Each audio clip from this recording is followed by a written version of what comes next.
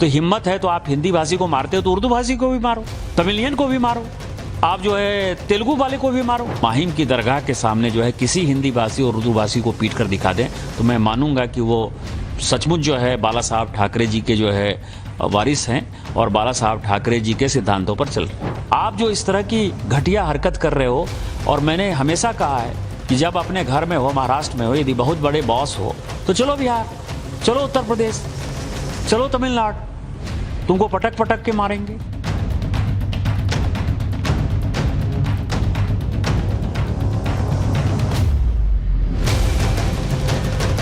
महाराष्ट्र में जो हिंदी भाषा को लेकर जो चल रहे हैं, तो आपने भी इस पर ट्वीट किया है, विशेषकर हिंदी भाषी लोगों को मुंबई में मारने वाले यदि हिम्मत है तो मुंबई में उर्दू भाषियों को मार डालना चाहिए। देखिए क्या है कि आप क्या कर रहे हो कि मराठी बोलना होगा? आप किसकी रोटी खा रहे हो? वहां टाटा है, बिरला है, रिलायंस है, कोई महाराष्ट्र में यूनिट नहीं है। सब टैक्स पेयर जो है, टाटा यदि बिहार झारखंड नहीं होता, उस वक्त बिहार नहीं होता, टाटा ने तो पहली फैक्ट्री वहीं बनाई। हमारे पैसे पर पल रहे हो तुम। कौन सा टैक्स देते हो? कौन सी इंडस्ट्री है तुम्हारे पास?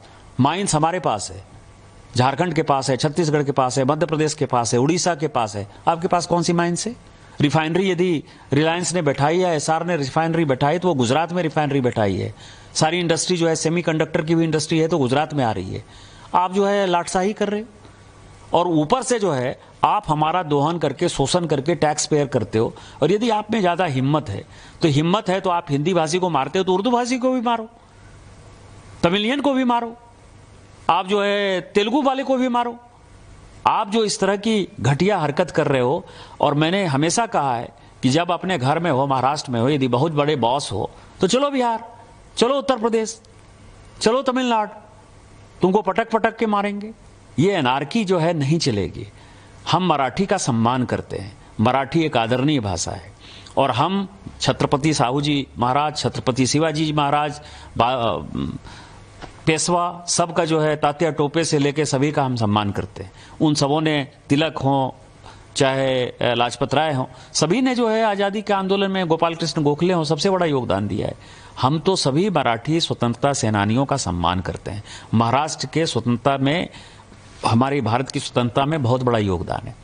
लेकिन आज जो वोट बैंक की पॉलिटिक्स, बीएमसी का चुनाव होने वाला है और ये उद्धव ठाकरे और राज ठाकरे जो कर रहा है, इससे घटिया कोई काम नहीं हो सकता है और हम इसका प्रतिकार करते हैं।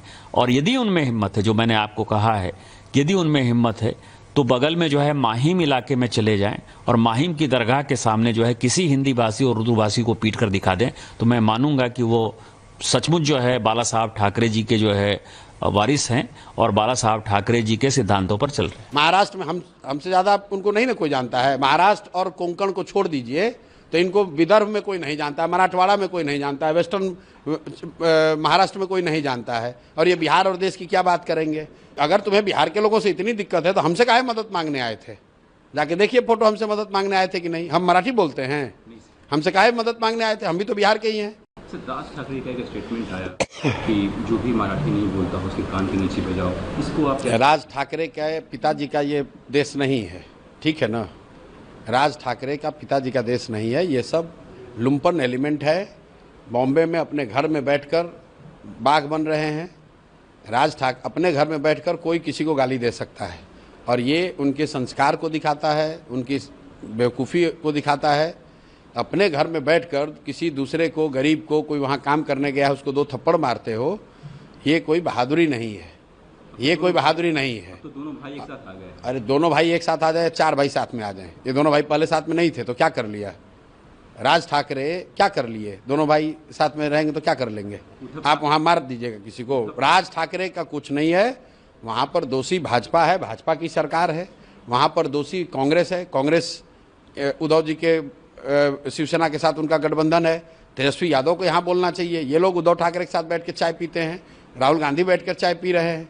जब हम लोग शिवसेना को हमने मदद की तो हमने उनसे आश्वासन लिया था कि बिहार के हिंदी भाषी लोगों को बॉम्बे में, महाराष्ट्र में कोई भी नुकसान नहीं होना चाहिए, कोई भी मारपीट नहीं होनी चाहिए, अपशब्द उनके साथ नहीं होना चाहिए। और आप ANI के रिपोर्टर हैं, आप जाकर चेक करा लीजिए। 2020 से लेकर इस घटना से पहले तक एक भी शिवसेना की ओर से कोई ऐसी घटना बिहारियों के प्रति, हिंदी भाषियों के प्रति नहीं हुई है। ये वापस से फिर से शुरू हुआ है क्योंकि वहाँ पर मुंबई म्युनिसिपल कॉरपोरेशन का इलेक्शन है और वहाँ मराठी वोट लेने की लड़ाई है और उस चक्कर में गरीब हिंदी भाषी लोग, बिहार के लोगों के साथ मारपीट हो रही है। दोनों भाई एक साथ आए हैं, क्या कुछ नहीं होगा। दोनों भाई आ जाए, 4 भाई आ जाए, उससे कुछ नहीं होगा। उद्धव ठाकरे ने भी कहा है कि मराठी अस्मिता को बचाना। अरे आप लोग जबरदस्ती का इनको हीरो बना रहे हैं यार। महाराष्ट्र तो आज तक जीत नहीं पाए। महाराष्ट्र में हमसे ज़्यादा उनको नहीं ना कोई जानता है। महाराष्ट्र और कोंकण को छोड़ दीजिए तो इनको विदर्भ में कोई नहीं जानता है, मराठवाड़ा में कोई नहीं जानता है, वेस्टर्न महाराष्ट्र में कोई नहीं जानता है, और ये बिहार और देश की क्या बात करेंगे। मैं आपको फिर से दोहरा रहा हूँ, आप कहते हैं कि आप सनातन को मानते हैं, हिंदू धर्म को मानते हैं। हिंदू धर्म के हिसाब से भी देखिए तो अपने यहाँ घर में, आपके गांव में, आपके शहर में आए हुए किसी असहाय, किसी गरीब को मारना, ये कौन सा धर्म है। अरे तुम्हारा दम है तो जो मजबूत लोग हैं उनसे लड़ो भाई। अगर तुम्हें बिहार के लोगों से इतनी दिक्कत है तो हमसे काहे मदद मांगने आए थे।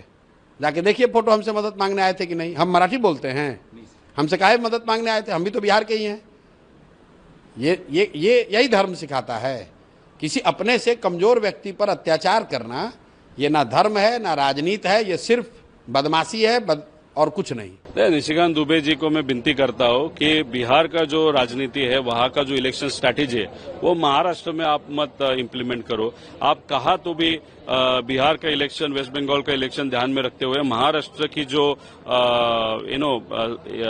इक्वालिटी है वो कहाँ पे तो डिस्टर्ब आप कर रहे हो। दूसरी बात, हम जो बोलते हैं मराठी मानुस कौन है, जो महाराष्ट्र में जन्म लेता है, वो गुजराती हो सकता है, वो राजस्थान से हो सकता है, वो साउथ से हो सकता है, नॉर्थ से हो सकता है, लेकिन यहाँ पे जन्म लेने के बाद मराठी के बारे में आदर होना चाहिए, महाराष्ट्र के बारे में आदर होना चाहिए।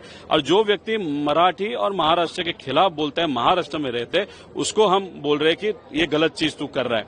अभी यहाँ पे निशिकांत दुबे जी को अगर बिहार की जिम्मेदारी राजनीति में दी होगी तो उसके एंगल से वो स्टेटमेंट कर रहे हैं। उनको मैं विनती करता हूँ, एक बार महाराष्ट्र आके ये स्टेटमेंट बोल के दिखाओ, फिर आपको पता चलेगा मराठी लोग कैसे इमोशनल है। और दूसरी बात, ये कोई भोजपुरी एक्टर है जो बिहार का बीजेपी का पदाधिकारी है, वहां की राजनीति, वहां की स्ट्रैटेजी, वहां का जो इलेक्शन है वो ध्यान में रखते हुए जैसे सुशांत सिंह राजपूत का हुआ था, वैसे ही यहाँ पे कुछ वातावरण करने का वो कोशिश कर रहा है या हीरो बनने की कोशिश कर रहा है। मैं बोल रहा हूँ एक बार आके दिखाओ, फिर देखते क्या होता है।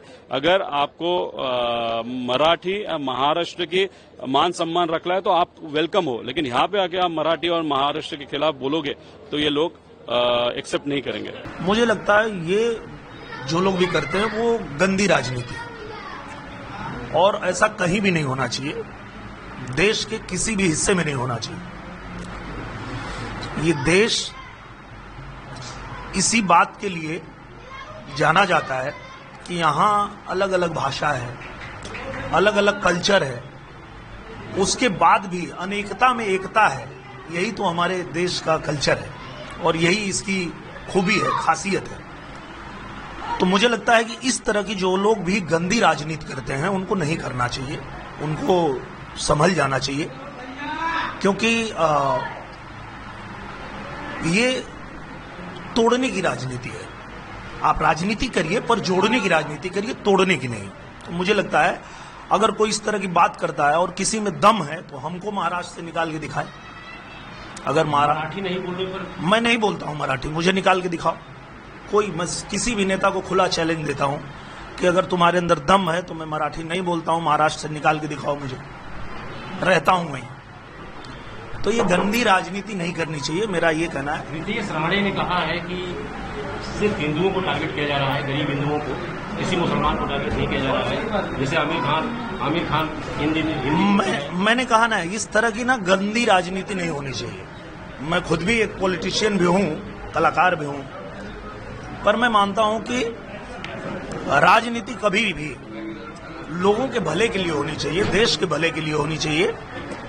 इस तरह की गंदी राजनीति नहीं, कहीं भी ये कंपल्सरी होना चाहिए। बिल्कुल नहीं, बिल्कुल नहीं। देखिए, अगर किसी की क्षमता है कि वो 1, 2, 3, 4, 5 भाषा सीख सकता है तो सीखे, क्योंकि मराठी बहुत अच्छी भाषा है, बहुत प्यारी भाषा है, भोजपुरी जैसे प्यारी भाषा है, गुजराती है, मराठी है, तेलुगु है, तमिल है, कन्नड़ है, सारी भाषाएं बहुत, सबकी अपनी खूबसूरती है। तो वो सबको सीखना चाहिए। अगर क्षमता है तो, पर नहीं अगर सीख सकते तो कोई जरूरी नहीं, किसी को जबरी नहीं करना चाहिए।